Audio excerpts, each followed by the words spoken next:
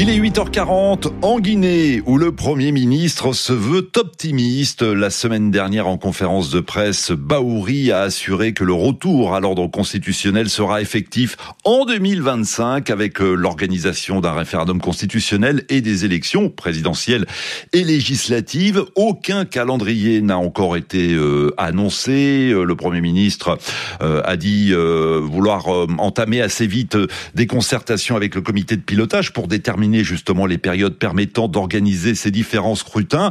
Toute la question évidemment que se pose ce matin est de savoir si 2025 marquera, oui ou non, la fin de la transition. C'est en tout cas la promesse du général Doumbouya dans son discours du Nouvel An. Mais rappelez-vous, quelques semaines plus tard, le porte-parole du gouvernement, Ousmane Gawal Diallo, avait laissé entendre que toutes les élections ne pourraient pas se tenir d'ici au mois de décembre. Il avait notamment invoqué justement le fichier électoral, mais aussi l'adoption d'une loi spécifique pour organiser le référendum, ou encore la saison des pluies qui dure de juillet à septembre, parfois même début octobre. Alors que vous inspirent ces contradictions à la tête de l'État, au sommet de l'État? On en parle évidemment ensemble durant les 20 prochaines minutes. 33 9 693 693 70. Dans quel état d'esprit êtes-vous? Vos réactions sur les réseaux sociaux, je dirai évidemment vos commentaires dans un instant. D'abord Sana au standard, bonjour. Bonjour Gomez et bonjour à tous vos auditeurs à travers le monde. Merci Sana de votre fidélité. Vous êtes dans la capitale et vous disiez au standard que Bahouri ne vous avait pas du tout rassuré la semaine dernière. Oui, tout évidemment. Bahouri, la sortie de Bahouri ne m'a vraiment pas rassuré. Du simple fait que quand on sait que bientôt l'hivernage, et lorsqu'il dit que toutes les élections vont se tenir, ça me dit quelque chose, ça me dit beaucoup de choses, parce que on se rappelle bien, vous venez de le dire tout à l'heure, de la sortie de Ousmane Gawal a bien clairement indiqué que toutes les élections ne pourront pas se tenir. Oui. Alors qui dit vrai selon vous, Sana? Le porte-parole du gouvernement ou le Premier ministre? Oui, je trouve la déclaration, la sortie du porte-parole du gouvernement plus sincère que celle de Bahouri. Évidemment. C'est-à-dire que là, au début du mois de mars, nous sommes le 10 mars, vous ne voyez pas comment on va pouvoir organiser ces 3 rendez-vous électoraux d'ici au mois de décembre? Pas du tout, pas possible. Je ne trouve pas qu'on peut organiser toutes ces élections-là dans un temps maintenant qu'on sait, 10 mars aujourd'hui, et dans quelques mois, 2 mois après, on rentre dans la saison hivernale. Et quand on sait bien que la saison hivernale en Guinée, les pieds dans l'eau qui va partir aux urnes pour aller voter, c'est pratiquement impossible. Ouais. Pour expliquer le retard, le Premier ministre invoque notamment le fichier électoral. Oui, il invoque le fichier électoral et c'est le gros d'ailleurs des problèmes. Lorsque le fichier électoral n'est pas assez, comment se fait-il qu'on peut dire on va aller dans toutes les élections? C'est pas possible quand même. Bon, donc vous êtes pessimiste, Sana? Oui, je suis pessimiste. Je reste encore trop sceptique pour la tenue de toutes les élections en 2025. Là, c'est pas possible. Ouais. Ne raccrochez pas, Sana. Je vous présente l'un de vos compatriotes, Oumar. Il est également à Conakry. Bonjour, Oumar. Bonjour Juan, bonjour à tous les auditeurs. Merci. Vous avez entendu le pessimisme de Sana. Vous préférez voir le verre à moitié plein plutôt que le verre à moitié vide? Tout à fait Juan. Je pense qu'effectivement, il faut voir les choses un peu sous cet angle-là. Je considère que le temps qui est imparti pour arriver à la fin de cette année est trop peu, à mon sens, certes. Mais je considère que ces différentes annonces, notamment celle qui est faite par le Premier ministre, est un signe de volonté manifeste de la part de l'autorité à sortir de cette transition. Et que nous devons nous donner plutôt les mains pour qu'on s'accorde sur les choses nous dit toujours, attends-nous lentement. Oui. On n'a pas à courir. Lentement. On n'a pas à courir. Attends-nous lentement. Oui, alors vous dites il ne faut pas courir, ne précipitons pas le bon déroulement de la transition, mais en même temps il y a eu un calendrier initialement annoncé aux Guinéens et à l'ensemble de la communauté internationale. La fin de la transition était censée se terminer le 31 décembre dernier. Visiblement, à vous entendre, Oumar, vous qui êtes tout de même positif, vous dites bon, eh bien en 2026 la transition sera toujours en cours alors. Oui, mais Juan, disons-nous la vérité, aucune œuvre humaine n'est parfaite. Il y a eu cette volonté, ça a été dit, Mais il faut reconnaître que dans l'application, il y a toujours des problèmes. C'est sur cela que je demande que nous nous accordions sur un consensus.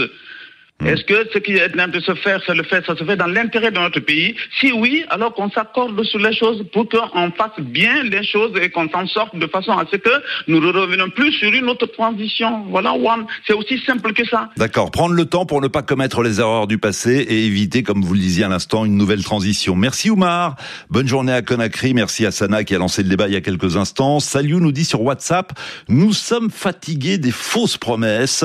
Il nous reste pratiquement 9 mois d'ici à la fin de l'année et jusqu'à présent, rien n'est fait pour un retour à l'ordre constitutionnel. Je suis pessimiste quant à la tenue des élections cette année. Bonjour Alpha. Bonjour Juan, je salue l'ensemble de vos travailleurs, sans oublier tous les auditeurs dans le monde. Merci Alpha. Il n'y aura pas d'élection selon vous en 2025 ? Oui, les raisons sont les suivantes. Vu les difficultés et l'insuffisance des agents du PN-RAVEC, c'est-à-dire le RAVEC, les agents... Le RAVEC, c'est le recensement administratif à vocation d'état civil. Oui. Et le fichier électoral sera tiré du RAVEC. Merci. Je rappelle ça. Merci. Sur le terrain et la mesquinerie du travail, parce que moi je suis l'un des agents qui travaille sur le terrain, mais qui a été, je ne suis pas pris par le RAVEC, mais plutôt par le pouvoir en place. Alors attendez, Alpha Ousmane, que je comprenne bien. Vous êtes vous-même agent recenseur. Agent recenseur, mais moi je suis membre d'un CARL. Bon, ce n'est pas les agents de RAVEC qui ont les tablettes, parce que vous savez, chaque commandeur de secteur, il y a 6 personnes, donc le RAVEC a amené. Maintenant, l'État a pris encore 5 personnes. Ça fait en tout 11 personnes. Maintenant, les 5 personnes que le RAVEC a envoyées, il y a 4 qui détiennent le tablette. Oui. Il y a le président du groupe et la 6e personne, c'est le rabatteur. Donc, d'accord. Alors, Alpha Ousmane, pour essayer d'être clair, parce que je découvre votre témoignage comme tous les auditeurs qui nous écoutent en ce moment-là. Donc, vous êtes sur le terrain et vous êtes chargé de recenser la population. Oui, bien sûr. Mais alors, que se passe-t-il? Que se passe-t-il? Oui, il y a tellement de difficultés parce qu'ils ont dit de recenser l'ensemble de la population, même les nouveaux-nés.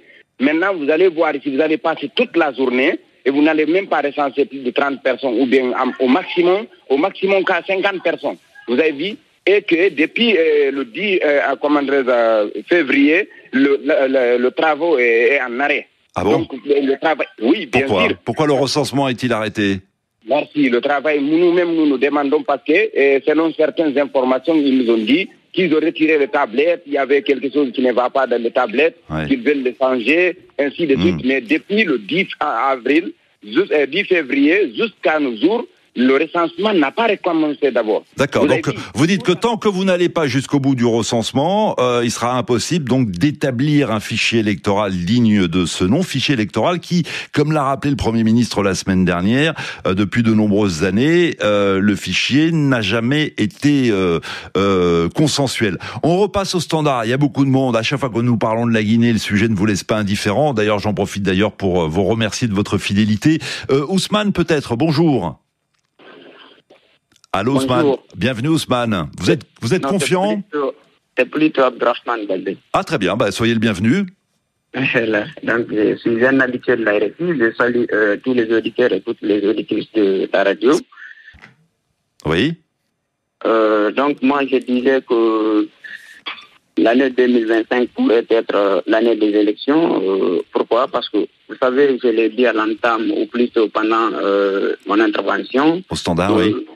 Le gouvernement n'a ménagé aucun effort sérieux pour ces élections-là. Parce qu'au moment où les agents du RAVEC sont peut-être même c'est pas officiel, officieusement ils sont en grève pour le paiement de leurs primes, vous déclarez que vous ferez les élections, toutes les élections en une année. Donc c'est pas si c'est le borgne qui se moque d'un aveugle ou si c'est l'aveugle qui se moque d'un borgne. Donc je me dis que... s'ils sont, Ousmane, ou Abdourahmane, si les agents de RAVEC qui sont donc censés recenser la population sont en grève, c'est qu'ils ont peut-être leur raison. Oui, bien sûr, ils ne sont pas payés. Ils ne sont pas payés. Voilà, donc s'ils ne sont pas payés, à cette allure-là, comment pouvez-vous être optimiste et dire qu'il y aura bel et bien des élections à la fin de l'année? Je me dis qu'il y aura des élections parce qu'organiser une élection est difficile, mais organiser une élection est facile. Déjà, vous voyez tout ce qui tourne autour de l'éventuelle candidature du président, on a cherché à contourner son parjure pour lui injecter une constitution, ainsi de suite. Donc, aujourd'hui, on est juste en train de finir avec une transition, mais avec une équipe de transition. Ouais. Donc, bon, je comprends pas tout, Ousmane. En plus, vous n'êtes pas à l'extérieur. Vous êtes dans un endroit clos, ça résonne. J'ai du mal à vous suivre et à vous entendre. Ça doit être le cas également des nombreux auditeurs qui nous écoutent. On règle ça hors antenne et on essaie de vous retrouver d'ici la fin de la mission. Bonjour Mamadou. Bonjour Juan, bonjour à tous. 2025 sera-t-elle l'année du retour à l'ordre constitutionnel dans votre pays ? C'est le souhait de tous les Guinéens, mais le retour à l'ordre constitutionnel ne se décrète pas. C'est le fruit d'un long processus. Et pour le moment, ce processus est en panne parce que vous avez suivi le précédent auditeur qui nous dit que le recensement administratif à vocation d'état civil est à l'arrêt depuis une dizaine de jours. Donc, le retour à l'ordre constitutionnel est conditionné par ce fameux fichier électoral et pour le moment, on est loin d'avoir un fichier électoral qui nous permettra d'aller aux élections. Donc, si vous voulez, c'est le préalable fondamental, le fichier électoral. Et ce RAVEC qui devrait nous doter vraiment d'un fichier électoral. Pour le moment, il y a un flou total qui entoure ce RAVEC parce que pour un départ, on avait dit que le recensement concernait les citoyens qui n'avaient pas les pièces d'identité ou en tout cas qui n'avaient pas les pièces d'identité, mais par après on a dit que le recensement concerne tout le monde, donc mais il n'y a pas une volonté justement de s'éterniser au pouvoir? Je vous pose la question, il y a François qui nous dit sur WhatsApp, ce qui est sûr, c'est que la junte ne veut pas céder le pouvoir. Non, c'est pas lié. Et la volonté de s'éterniser au pouvoir ou si vous voulez l'organisation des élections, c'est pas lié. On sent vraiment la volonté de revenir à l'ordre constitutionnel, même si les militaires au pouvoir veulent, si vous voulez, garder le pouvoir, ils souhaitent quand même se légitimer. Donc c'est pas lié. Le souhait le plus profond de Doumbouya est donc d'organiser des élections au plus vite pour légitimer sa présence à la tête du pays. Je vous lis des réactions WhatsApp. Amara Anzerekore nous dit c'est la cacophonie, l'incohérence au plus haut sommet de l'État. Tantôt on nous fait savoir qu'il est pratiquement impossible d'effectuer toutes les élections. Le Premier ministre vient ensuite nous dire le contraire. Quel désordre, nous dit cet auditeur. Nos constats sur le terrain prouvent à suffisance qu'il sera pratiquement impossible de tenir toutes les élections cette année. Réaction de Timbo, je ne suis pas optimiste, dans la mesure où c'est le même Premier ministre qui nous avait promis l'année dernière que le référendum constitutionnel se tiendrait avant la fin décembre 2024. Au standard, Diané, bonjour. Bonjour Anne, bonjour à tous les auditeurs. Oui. Alors, dans quel état d'esprit êtes-vous, Diané? Oui, concernant la tenue des élections cette année, je pense qu'il y a des avancées significatives qu'il faut signaler. Le cap a été fixé par le président de la République lors de son discours de Nouvel An. Oui. Et au-delà de... Mais excusez-moi, Diané, excusez-moi de vous interrompre tout de suite. Effectivement, lors de son discours de Nouvel An, il a dit que 2025 sera une année électorale. Enfin, il avait dit exactement la même chose fin 2023 lors de son discours de fin d'année. Pour 2024. La particularité pour cette année, Juan, est qu'il y a un programme national de recensement administratif à vocation d'état civil qui est en cours. Et le dernier mois, ces derniers temps, il y a eu un problème technique que l'État est en train de tout mettre en œuvre pour remédier à ce problème. Et au-delà de ce programme, il y a eu un décret le 2 février 2025, décret présidentiel qui a donné la gratuité des cartes d'identité à tous les Guinéens pour donner un coup d'accélérateur à ce programme. Vous voyez, donc la volonté politique qui accompagne pratiquement. Et il y a une cartographie qui est en train d'être faite par le ministère de l'administration du territoire et de la décentralisation. Et le Premier ministre a instruit aussi à ce ministère de convoquer le comité de pilotage afin d'informer les parties prenantes. Et le moment où je vous parle, Juan, il y a un groupe d'experts constitutionnalistes qui sont en train de travailler sur le projet de constitution qui va être soumis au référendum. Alors oui, bien sûr, mais les constitutionnalistes qui planchent sur la future constitution, ça fait des semaines, voire même des mois qu'on nous en parle. Et évidemment, à un moment donné, les électeurs, la population guinéenne s'impatiente et a hâte de connaître justement leur future constitution, si toutefois elle est approuvée évidemment par référendum. On repasse au standard, il y a beaucoup de monde, je suis désolé, Diané, je vous interromps, j'entendais bien que vous aviez envie de poursuivre vos explications. Sekoussi, bonjour. Alors bonjour. Bonjour Sekoussi, vous souhaitez prendre la parole, RFI vous la donne, allez-y. Effectivement, je voulais revenir sur ce que mon compatriote vient de dire là, sur la volonté du pouvoir en place d'organiser les élections. Ce n'est pas le cas. Aujourd'hui, la campagne a commencé déjà pour le CNRD à Conakry. Aujourd'hui, à Conakry, en 2025, il n'y a pas une seule rue à Conakry que vous pouvez pointer du doigt où vous n'avez pas des affiches de Mamadi Doumbouya. Oui. C'est-à-dire qu'il y a déjà une campagne à sens unique qui a déjà commencé. Mais on veut nous faire croire que non, c'est dans le cadre de, comment ça s'appelle, on va vous organiser une élection, 2025 c'est une élection l'année des élections pour reprendre la déclaration du président de la République. C'est faux. C'est faux. Alors, en tout cas, ce qui est vrai, c'est que le portrait de Doumbouya est sur toutes les avenues, les boulevards de Conakry. Je le confirme, j'y étais fin novembre, et c'est vrai que c'est frappant. Mais qu'est-ce qui vous dit qu'il n'y aura pas d'élection cette année, Sekoussi ? Non, mais pour avoir déjà les élections dans un pays, il faut déjà des préalables. Et ces préalables, c'est quoi? C'est déjà un fichier électoral. Oui. C'est déjà, eux, ils disent un recensement, d'accord, mais il faut déjà mettre en place un fichier électoral. Pour mettre en place un fichier électoral, il faut déjà identifier des partis qui voudront bien aller aux élections. Il faut déjà identifier des opposants qui voudront bien aller aux élections. Aujourd'hui, qu'est-ce qui se passe? Là, vous mélangez peut-être, excusez-moi, le fichier électoral et le code électoral. Ce sont deux choses différentes. Voir qui a envie de participer, qui veut se présenter à l'élection présidentielle n'a rien à voir avec le fichier électoral. Vous voyez, ce sont deux choses différentes, c'est Sekoussi. Enfin bon, en tout cas, vous êtes pessimiste, vous n'y croyez pas. Nankouman nous a envoyé un petit message sur WhatsApp. Lui, il partage pleinement l'optimisme du Premier ministre. Bonjour Nankouman.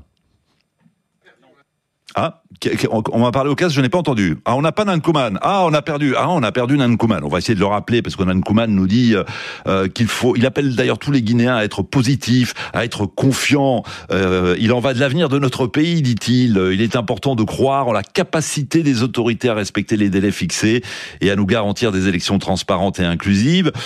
Ousmane, lui, est plutôt sceptique, en l'absence d'informations précises sur les mesures prises pour garantir la tenue des élections. Il est difficile de partager pleinement l'optimisme du Premier ministre. Alors, on me parle en même temps que je vous parle, on me dit oui, on me dit non. Donc, avons-nous un auditeur où il y a un petit problème? Voilà, on a un petit problème de réseau téléphone. Donc, je continue à vous lire quelques réactions. La réaction de Mina, également, dans la capitale, à Conakry. Ces gens, j'imagine qu'ils parlent du gouvernement, ces gens jouent avec nous. Concrètement, rien n'est fait sur le terrain pour préparer les élections. Il n'y a même pas de fichier électoral. Et oui, tout le monde revient sur ce problème primordial, fichier électoral. C'est vrai que c'est compliqué d'aller à une élection sans ce fichier. Merci à tous, c'était passionnant. On s'excuse pour les petits problèmes de réseau téléphone au dernier moment, mais il y aura des séances de rattrapage, ne vous inquiétez pas. On reparlera très vite de la Guinée dans cette émission. Demain, un gros plan sur la Côte d'Ivoire. Nous sommes à 7 mois d'élection présidentielle et l'opposition s'organise. 15 partis lancent aujourd'hui même une coalition pour l'alternance pacifique. Ils exigent notamment la révision de la liste électorale, la publication des résultats bureau de vote par bureau de vote. En tout cas, la question que tout le monde se pose ce matin, c'est de savoir si cette coalition ira jusqu'à désigner un candidat unique. Rien n'est encore acté. Il y a une conférence de presse qui est prévue aujourd'hui. RFI y sera bien évidemment et on vous en parlera dans nos différentes éditions. Merci à tous de votre fidélité. Prenez soin de vous.